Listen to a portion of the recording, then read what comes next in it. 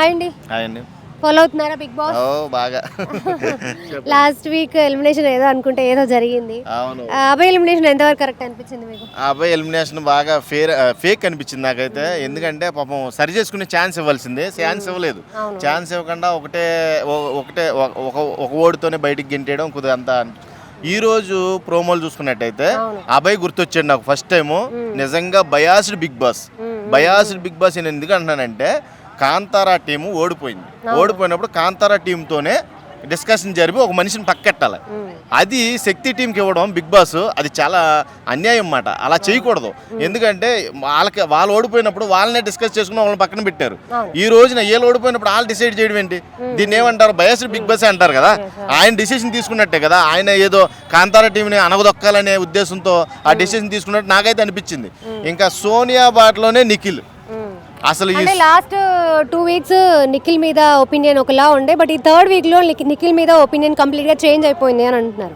ఖచ్చితంగా already graph పడిపోయింది. నిఖిల్ అయిపోయింది, పప్పెట్ అయిపోయాడు. ఇప్పుడు అంతే పప్పు శుద్ధ అయిపోయాడు అన్నమాట.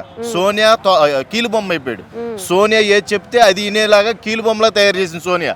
పృథ్వీని కూడా తయారు చేస్తుంది. వాడు ఇంకా మొరటోడు కాబట్టి ఎంటలేదు, కానీ పృథ్వీ గోడిని కూడా ఖచ్చితంగా కీలు బొమ్మలాగా చేసి ఆడిస్తుంది.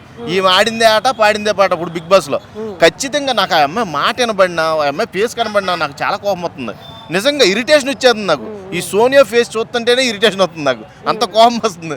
సో అంటే సోనియా అసలు ఏం ప్రూవ్ చేయాలనుకుంటుంది? లాస్ట్ మీరు మొన్న చూసినట్టయితే కనుక యష్మి లేడు హౌస్ లో, నేనే పెద్ద తోపు, నేనే రోలరు, నేను చెప్పినట్టే వీళ్ళు నడుస్తారు, నా మాట జవదాటి ఇలా బయటికి వెళ్ళరు అనే ఒపీనియన్ కంట్రోల్లో పెట్టుకుందా? ఇద్దరిని కంట్రోల్లో పెట్టుకుంది ఆల్రెడీ. యష్మి అన్న మాట కరెక్టేనా? నువ్వు వాళ్ళిద్దరిని వెపన్స్ లా వాడుతున్నావు. కరెక్టే.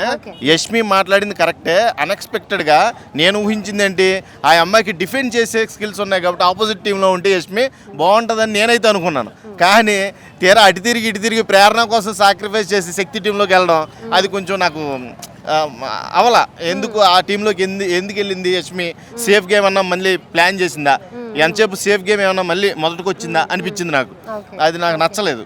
అంటే అది యష్మి స్ట్రాటజీ అనుకోవచ్చా? ఎందుకంటే సోనియాకి ఖచ్చితంగా స్ట్రాటజీ ఇది, యష్మి స్ట్రాటజీయే. ఎందుకంటే ప్రేరణ అనే ఆల్రెడీ ఎవరు పర్లేదురా నేను వెళ్తాను ఎటో గట్టో, నాకు లాస్ట్ ఆప్షన్, నాకు ఆప్షన్ ఇవ్వలేదు బిగ్ బాస్, నేను వెళ్తాను నా టీం కన్నప్పుడు వదిలేయాలి. వదలకుండా ఆమె మళ్ళీ నేను వెళ్తాను లేరా అంటే అక్కడ స్ట్రాటజీ కనబడుతుంది క్లియర్గా. అంటే మీది వీక్ టీం రా, నేను స్ట్రాంగ్ టీంలోకి పోతాను, వాళ్ళతోనే మింగిల్ అవుతాను అన్నట్టుగా కనబడింది. యష్మికి ఇప్పుడు ఉన్న గౌరవం మొత్తం నిన్నటితో కొంచెం తగ్గింది. ఇంకా ఆవిడ గ్రాఫ్ కూడా నిదానంగా తగ్గుద్ది. నిఖిల్ది అయితే శాంతం, సోనియా చేతిలో కీలు బొమ్మ అయితే అయిపోయాడు. ప్రస్తుతానికి సోనియా బయటికి వెళ్తేనే నిఖిల్ అసలు గేమ్ అనేది బయటకు వస్తుంది. అప్పుడు దాకా కూడా సోనియా చేతిలో కీలు బొమ్మే. మొన్న జరిగిన హీటెడ్ డిస్కషన్ లో యష్మి అండ్ సోనియాకి జరిగిన డిస్కషన్ లో ఎవరిది కరెక్ట్ అని మీరు అంటారు? యష్మి. అక్కడ నేను అప్రిషియేట్ చేసే లోపే మళ్ళీ ఇలా కాల్లో దూరింది. నేను అదే కొంచెం సోనియాని జలస్ ఫీల్ చేయాలి, నిఖిల్ ని మళ్ళీ యష్మి వైపు తిప్పుకోవాలి అన్న ఉద్దేశంతో అలా ఆల్రెడీ ప్రేరణ అడిగింది. యష్మి నువ్వు ఆ క్లాన్ లోకి వెళ్ళావు కదా, ఇప్పుడు మా మీద ఫైట్ చేస్తావంటే అంత లేదులే, మీ ఇద్దరు బాగా క్లోజ్ అయిపోతారా సోనియా నువ్వు అంటే అంత లేదులే, నాకు ఫస్ట్ లోనే నచ్చలేదు ఆమె, నేను అలాగేం మింగిల్ అవని అంటుంది. కానీ ఇక్కడ చూసుకున్నట్టయితే మణికంఠను ఒక సైడ్ చేసి కార్నర్ చేశారు చూడు. ఇందాకలా మణికంఠని పాయింట్అవుట్ చేశారు. ఆ విధానం అయితే నాకు నచ్చల. కంప్లీట్గా మణికంఠని ఫుల్ పాయింట్అవుట్ చేశారు. మణికంఠ ఇప్పుడు సింగిల్ అయిపోయాడు అన్నమాట. మైక్ కూడా కింద పడేసి అంత సీరియస్ అవ్వాల్సి వచ్చింది. ఈ రెండు ప్రోమోలు చూస్తుంటే మణికంఠకు మట్టికి బజ్ పెరుగుద్ది. మణికంఠకి ప్రజలు మేమున్నాం, నీకు సపోర్ట్గా ఉన్నాం, నువ్వేం ఫీల్ అవ్వకో, నీ ఆట అయితే నువ్వు ఆడు. ఆ రోజేమో ఏలే కావాలని మణికంఠను పక్కన పెట్టి ఈ రోజున మళ్ళీ మణికంఠని బ్లేమ్ చేయడం నాకు నచ్చలేదు.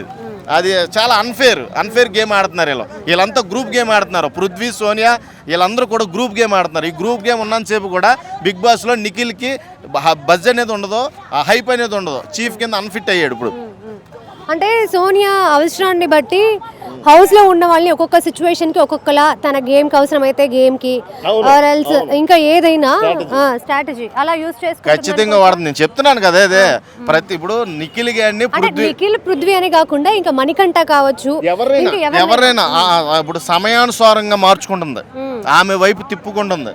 ఆమె దగ్గర ఏదో యోగా స్కిల్స్ ఏవో మెడిటేషన్ స్కిల్స్ ఉన్నాయి కదా, వాటితో వశపరుచుకుంటుంది అన్నమాట. వశీకరణ విద్య వచ్చేమో సోనియాకి. ఈ వశపరుచుకొని ప్రతి మనిషిని కీలు బొమ్మల్లాగా ఆడిస్తాకే ఇప్పుడు అక్కడ అయితే పూనుకుంది. నేను ఒకటి చెప్తాను సోనియా, నీకు నువ్వేం చేస్తావంటే డైరెక్ట్గా బిగ్ బాస్కి స్క్రిప్ట్ నువ్వే రాసి. ఎందుకంటే నువ్వు ఎవరిని పంపించేయాలనుకుంటే వాళ్ళని పంపించేయచ్చు, అంతే కదా. బయటికి నీకు నచ్చినట్టు రాసుకోవచ్చు. మీ పెద్దోడిని చిన్నోడిని పక్కన పెట్టుకో, స్తంభాలలాగా కనమవాళ్ళందరినీ రాసి నీ ఇష్టం వచ్చినట్టు పంపించే బయటికి. Okay okay.